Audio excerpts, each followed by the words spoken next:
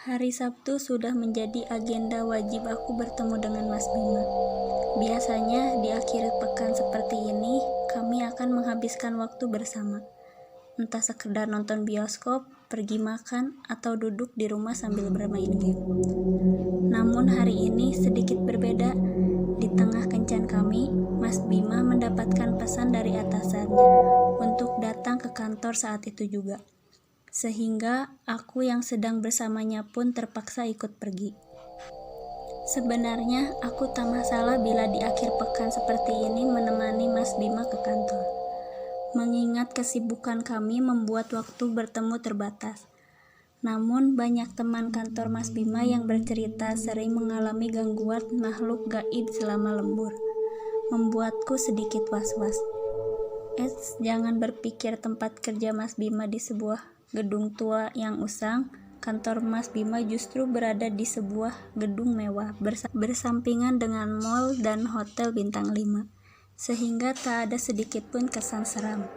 Tetapi banyak teman Mas Bima yang lembur sering mengalami kejadian mistis, dari suara tawa hingga saklar lampu dimainkan. Entah benar atau tidak, namun bagiku yang penakut, cerita tersebut cukup mengerikan apabila dialami sendiri. Tenang aja, ini masih siang, mana ada. Iya mas, udah gak usah disebut, itu nama terlarang. Ya udah yuk. Aku mengangguk mengikuti Mas Bima. Kantor Mas Bima berada di lantai 6. Biasanya di setiap lantai ada 2 hingga 3 perusahaan. Namun karena memiliki pegawai yang banyak, maka perusahaan Mas Bima memutuskan menyewa satu lantai sendirian untuk kantornya. Alhasil di hari Sabtu ini hanya ada kami berdua di ruangan seluas itu. Suasana seram tak begitu terasa, terutama di ruangan Mas Bima yang langsung berhadapan dengan kaca. Cahaya matahari yang terik membuat semua kesan seram dan menakutkan lenyap. Aku dan Mas Bima sama-sama menghadap ke arah pintu. Kemudian kami saling menatap dan kembali dengan aktivitas masing-masing. Sebenarnya aku ingin langsung bercerita kepada Mas Bima bahwa mendengar suara pintu terbuka disusul dengan langkah kaki mendekat kemari. Namun aku terlalu takut karena katanya mereka akan tahu saat dibicarakan. Keluhku dalam hati. Lebih baik aku diam dan pura-pura tak tahu. Bosan bermain ponsel, aku mengamati sekeliling. Tepat di seberang gedung perkantoran ini merupakan parkiran. Sejak tadi sama sekali tak ada henti-hentinya mobil lalu lalang, menunjuk banyaknya pengunjung mal di akhir pekan. Jantungku seolah berhenti berdetak. Aku melihat sebuah siluet hitam tepat di samping pintu masuk ruangan Mas Bima yang dibiarkan terbuka. Siluet tersebut tak begitu jelas, tapi aku tahu bahwa itu adalah makhluk asing. Aku menundukkan pelan kepalaku, berusaha agar tak terlihat jelas mengetahui kehadirannya. Aku mengambil nafas pelan untuk menenangkan jantungku yang masih berdegup kencang. Rin, kenapa? Mas, kataku terpotong, bingung membuat alasan apa. Bosan aja, Lanjutku tertawa menutupi kegugupan hatiku yang masih bisa kurasakan. Sabar ya, ini tinggal tunggu konfirmasi email aja. Kalau udah oke, bisa langsung cabut. Belum usai penampakan siluet hitam mengganggu pikiranku, lagi-lagi suara pintu terbuka dan langkah kaki mendekat kembali terdengar. Entah dengar atau sengaja mengabaikan, Mas Bima tetap sibuk dengan layar komputernya. Aku tetap duduk dan tak bergeming sekalipun mendengar suara itu berulang kali.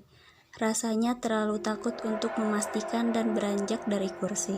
Mas, nyalain lampu dong, gelap. Mas Bima menatapku bingung. Sebenarnya sudah jelas bila dia bingung, karena ini masih pukul 3 sore. Bahkan matahari masih bersinar terik. Namun melihat raut wajahku, seolah Mas Bima paham dan memilih menyalakan lampu. Hatiku terasa lebih tenang sejak lampu menyala. Tahu kan perasaan ketika nonton film horor, kamu bisa bernapas lega ketika hari menjelang siang. seolah digambarkan bahwa saat terang hantu tak mungkin muncul. Aku kembali mencoret-coret kertas di hadapanku, sampai dikagetkan dengan sesuatu yang menggelinding dari bawah kakiku, tanpa suara dan rupa jenis. Bayangan hitam pekat serta bulat menggelinding begitu saja di bawah kakiku. Jantungku berdetak lebih cepat dari sebelumnya. Aku mengambil napas, membuangnya, mengambil napas, membuangnya.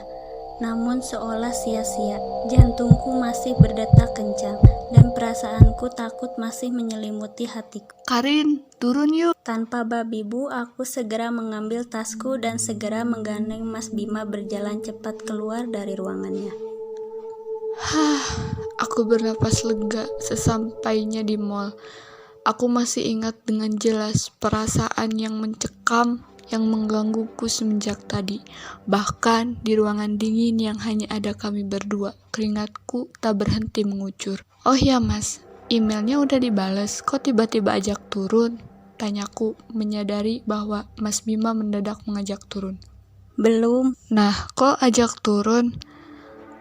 Tanyaku penasaran, walau sebenarnya sih senang-senang aja karena akhirnya bisa berada di keramaian. Mas tadi lihat ada yang ngintip. Di mana mas? Pintu, nggak ada rupanya, hanya bayangan hitam. Anehnya berbentuk itu opal, kayak kepala ngintip tapi hitam. Aku terdiam, terkejut. Apa yang dilihat Mas Bima sama dengan sesuatu di bawah kakiku tadi. Jangan-jangan penunggu kantor mas, karena tadi aku juga lihat. Kamu juga lihat? Aku mengangguk, tapi gak berani ngomong, takut. Mas Bima tertawa. Wah gila banget loh, ini masih sore. Bahkan matahari aja masih terang banget. Mas juga dengar suara pintu dibuka dan langkah kaki. Dengar, tapi yang kedua dan selanjutnya sengaja mas diemin. Aku mengangguk paham. Padahal selama ini mas masih ragu sama cerita anak-anak kantor. Bahkan si Hadi tangannya pernah dicakar. Mas mikirnya rasional aja kalau dia nggak sengaja kegaruk. Tapi setelah mengalami sendiri, bahkan dia di siang bolong gini, mas jadi percaya mereka benar ada. Aku tersenyum. Benar kata Mas Bima. Bila kita tidak mengalami sendiri, mungkin cerita-cerita seperti ini hanya seperti bualan. Tapi percayalah bahwa kita selalu hidup berdampingan dengan mereka.